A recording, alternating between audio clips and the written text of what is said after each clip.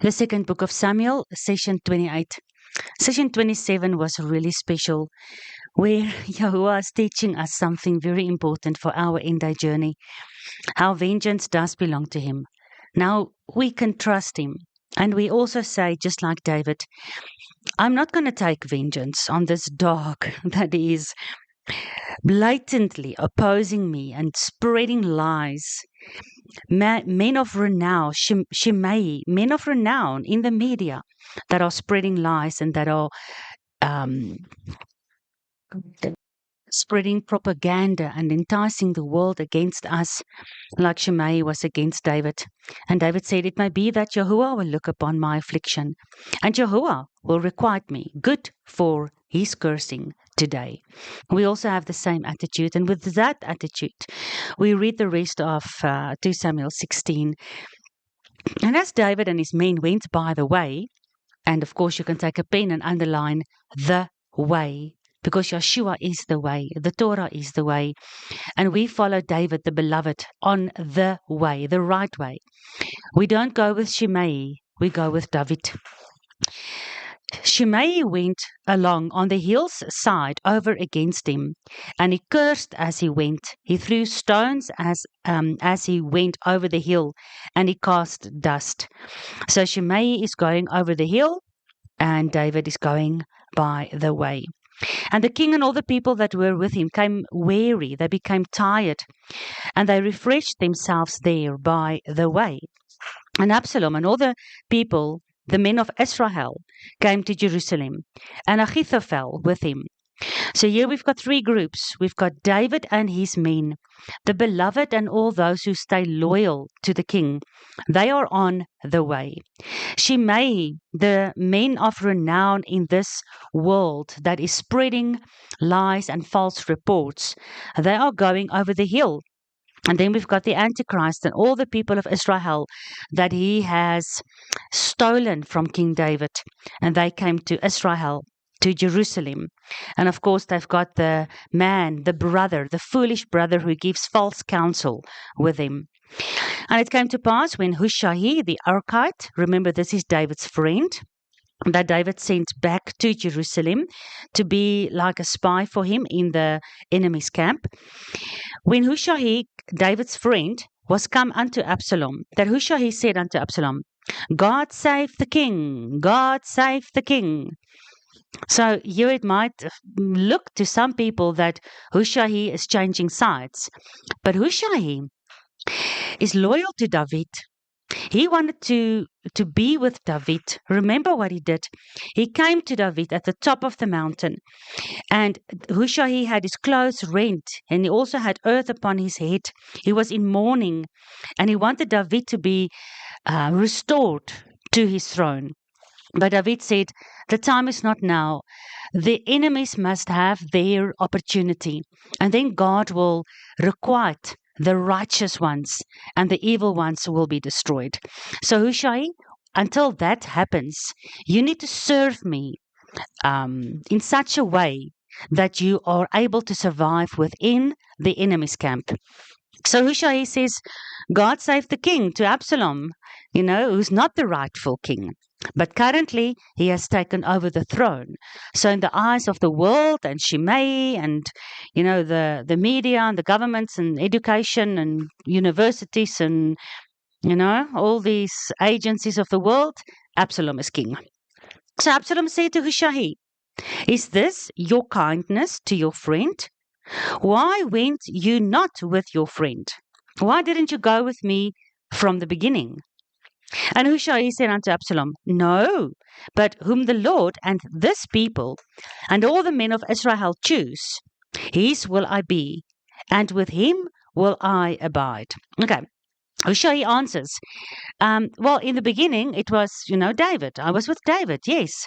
But now the people chose you, so now I'm with you. You cannot hold me responsible for being with that king and now being with you as king, because I go, where popularity predicts or dictates. I do what everybody else does. So everybody chooses you, so I'm going to choose you. But he's speaking double speech. some of you have read the book, or you might have seen the movie 1948. Do yourself a favor and watch that movie or read that book, 1948, by Aldous Huxley. No, it's not Aldous Huxley. What's the guy's name? George Orwell. George Orwell. All right. So he's speaking double speech. He's telling Absalom what Absalom wants to hear and what sounds right and sounds correct. But listen to what he is really saying. For those who's got ears to hear, what is he really saying? He says, the man that Yahuwah chooses, the man that the people choose, and the man that Israel choose, I will belong to him. And in reality and in truth, Yahuwah and all the people and the men of Israel actually choose David. They've always chosen David. They've always loved David. They just now, at the end of David's life, have been deceived by the false lies and promises of Absalom. Remember how Absalom kissed them like a sly serpent, like Judas Iscariot? But in reality, Hushai is with David because whom the Lord really chose? Well, that is David.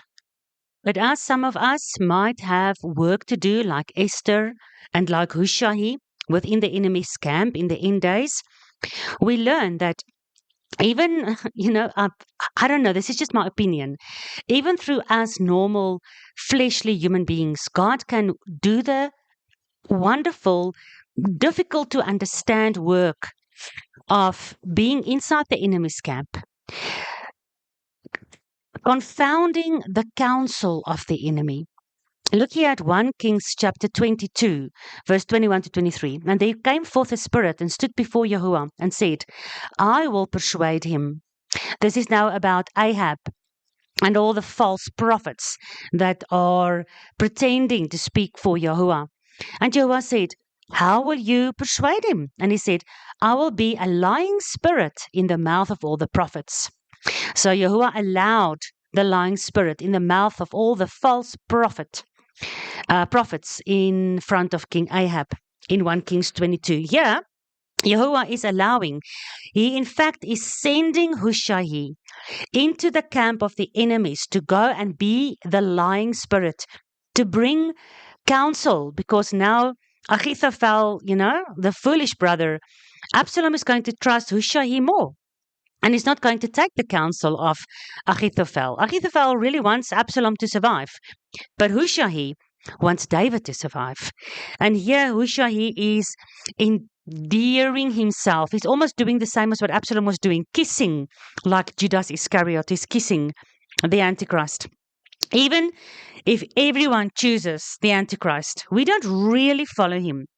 It might look like some people in the end days will follow him, but only those people that Yahuwah sent, only those people that, as 2 Samuel chapter 15 says, came to David with rent clothes, with ashes on their heads, giving their lives unto Yahuwah. Only those ones is the ones that Yahuwah will himself sent back with a specific job to the midst of the enemy's camp. So we cannot take this upon ourselves and say, oh, I'm like Hushai. I'm going to pretend to be taking the mark and worshipping the beast and not getting my head chopped off. No, Yahuwah must be the one to send you, because he will be the one that will protect you and give you good success, and give you the words through the Ruach that you must say. And he'll be the one that will protect you and cover you with his hand so that your secret doesn't come out, like with Hushai. And as we follow David in the prophecy, in the mystery of what God is writing in his word, we are following Yeshua. He says in Revelation 22, verse 14, are they that obey his commandments. Verse 15, outside are the dogs, Shimei, what was his name? Abishai called him a dog. And in verse 16, I, Yeshua, I've sent mine angel to testify. Will some of us be like angels? Angel in Hebrew is malak, and malak means messenger. Will some of us be angels in the end days, testifying unto all these things to the churches? And then Joshua says, I am the root and I am the offspring of David. I am the bright and morning star. So just like Hushai, the bride says in verse 17, come, David, come so that you can sit on your throne again. I will serve you. It might look to the world that, which side are you on? But you know what I'm busy with. You know I'm risking my life to serve you, offspring of David.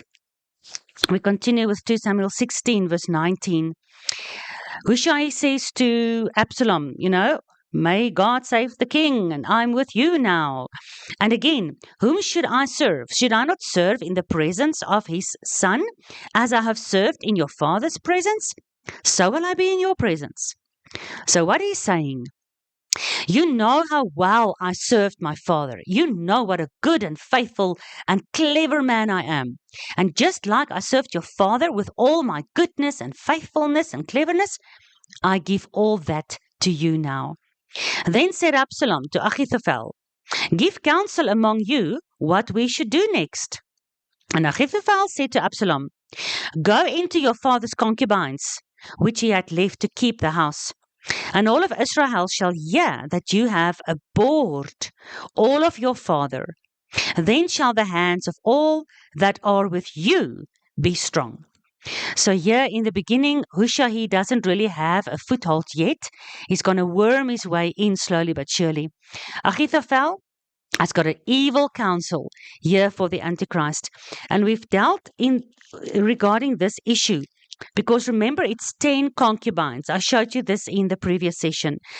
David left 10 concubines in Jerusalem. Chapter 15, verse 16. And the king went forth and all his household after him. And the king left 10 women, which were his concubines, to keep his house. So Ahithophel says, go into your concubines, which he has left to keep his house. And these are the 10 concubines. What is a concubine? So a concubine is not the same as a wife, but yet they are wives. They are betrothed and married to the king, but then the king sometimes he's got 15 wives, of which 5 is actual wives and 10 are concubines. Just like basically Jacob's 4 wives, he had 2 wives and 2 concubines. Yet all of them are seen as the mothers of Israel. Same with Hagar. Hagar was really a concubine, and yet God gave such a blessing also to Ishmael because the concubine is seen as a wife. And here I remind you, the 10 lost tribes that God has divorced, they're not really they're not really the wife of Yahuwah anymore. They're more like, you're cast off. You're a concubine. I don't really call you wife, yet you are my wife. I came to this earth. I manifested in the flesh to drink the bitter cup of the whoring bride so that I can marry her again. So here the 10 concubines are representing the 10 lost tribes, which are scattered into every tribe, nation, and tongue, and which are sitting in the churches on every Sunday. And here Absalom, the Antichrist, the false king that has foolish counsel with him, Ahithophel, he is going in. And he's not like Yahuwah who wants to marry us and then yada, know us and have a relationship with us and bring us into his tent of meeting, into the tabernacle where we sit in his amazing, glorious presence and we become one with him. Yeshua says, make them one. You and I are one. They are in you. You are in me. They are in me as well. It's not that yada, love. This is raping. This is taking the church by violence. This is forcing himself upon the 10 concubines. But he's doing this in the sight of all of Israel.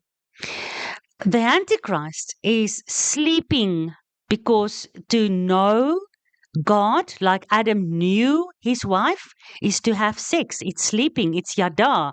It's an intimate knowing. But here, Absalom is sleeping with the church. The Antichrist is sleeping with the church in view of all the world. And all the world sees this Antichrist, this false Christ picture. And they judge God and they judge Yeshua according to this false image that Absalom and the 10 concubines, with a foolish counsel, is acting out at the top of the house, because they spread Absalom's tent upon the top of the house. And Absalom went into his father's concubines in the sight of all of Israel. Oh, so the whole world, Shimei, the men of renown, the guys, the media, they all see that the churches are sleeping with, when you sleep with somebody in the Bible, it's God says, you've slept around, you became a whore. Your adulteries has come up into my face. You are the whore of Babylon. So the remnant of my people must come out of the whore of Babylon. But currently the whore of Babylon is ruling the world. The church systems, both Christianity and Jewish, are ruling the world. And the whore of Babylon is having a raping session with Absalom the Antichrist. This is a difficult one. Wow, I hope this doesn't come over wrong. I hope we all understand. If you haven't done the Bible studies from Genesis with me from the beginning, then you will now just want to send an assassin to come and kill me. Then you have absolutely no idea who Israel is, who the Jews are, what the church is, what Christianity is. You need to do more Bible studies before you judge this one. But Absalom is raping the 10 lost tribes, the lost sheep of the house of Israel. And all of Israel are seeing this and they are falling for it. They are taking Absalom up as if he is now the king. They have already forgotten about David. A lot of people in Jerusalem and Israel probably have not forgotten about David. But they don't have a choice. They have to follow Absalom now. People always say, we don't have a choice. We have to do what the world does. I have to do what my family says, my church, my government. Sure, then go and do it. But the moment your church, your family, and the government goes directly against the commandments of God, you are being raped by the Antichrist. If you don't stand up, because only those who obey the law and understand all these prophecies of Messiah, only those will be the ones against whom the dragon will fight in the end days. Just read the book of Revelation, chapter 12, verse 17. So here in the sight of all of Israel, the 10 women are being taken into the tent of Absalom. They are no longer in the tent of David. And the counsel of Ahithophel, which he counseled in those days, was as if a man, listen to this, the counsel of Ahithophel was as if a man had inquired an oracle of God.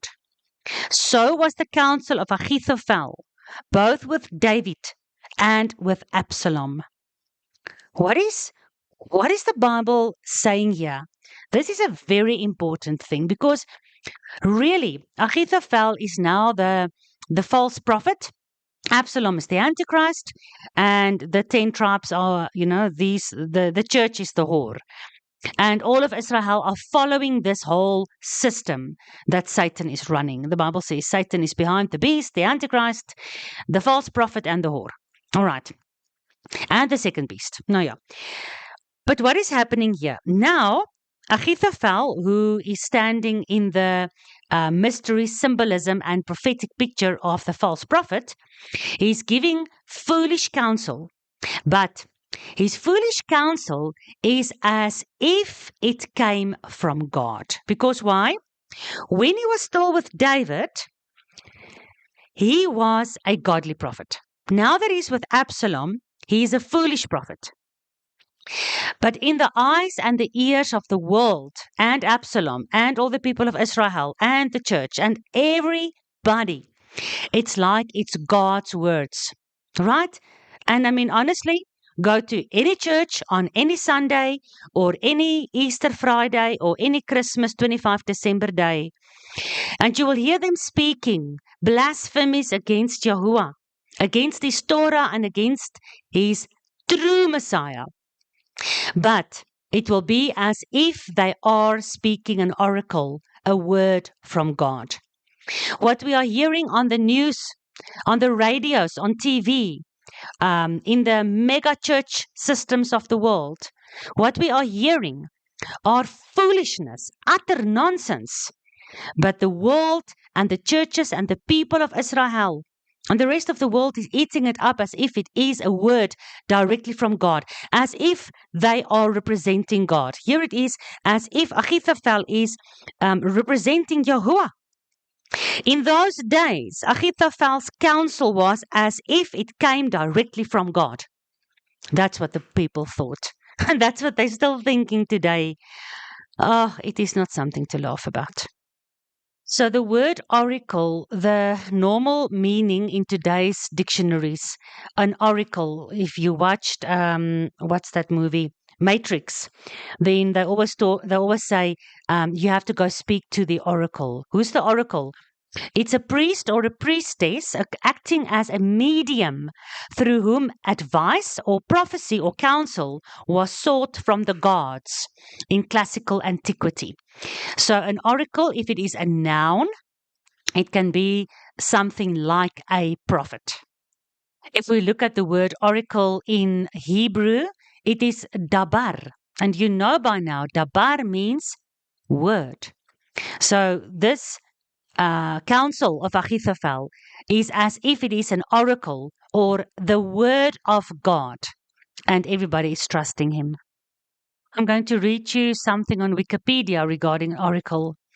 An oracle is a person or a thing considered to provide insight, wise counsel, or prophetic predictions, most notably including precognitions of the future inspired by gods. All right. The word oracle comes from the Latin verb orare, which means to speak, and probably refers to the priest or priestess uttering the prediction. This is the important one that I wanted to speak to you. Oracles were thought to be portals through which the gods spoke directly to the people. So the people on the pulpits today, in the sun god worshipping whore of Babylon system, the people behind the microphones today, the people on the big stages of the world today, the people of the revolution, the ex-revolution of, what is this? What is that woman's name? Whatever. All these big preachers that's got millions and millions of followers, Joyce Meyer, those are seen as the oracles through which God speaks directly to the people. Do you see what I'm trying to show you here? Or what the Bible is trying to show you here? Ahithophel is working for the Antichrist against David. His name even means he is a foolish brother, but his counsel is seen as if it is directly from God. And this is the problem. The 10 lost sheep house of Israel is sitting in the world today. And we need to, Hebrew, cross over, pass over the Kidron Valley, go up to David like Hushai, and follow David in the wilderness. Because God brought him into the wilderness. Do you remember? Verse 23 of chapter 15. And all the people passed over towards the way, not the hill like Shimei, and not Jerusalem like Absalom, but following David on the way. The way of what? Take your pen. The way of the wilderness. And that way will not be found in the mega church systems today. It is a narrow way.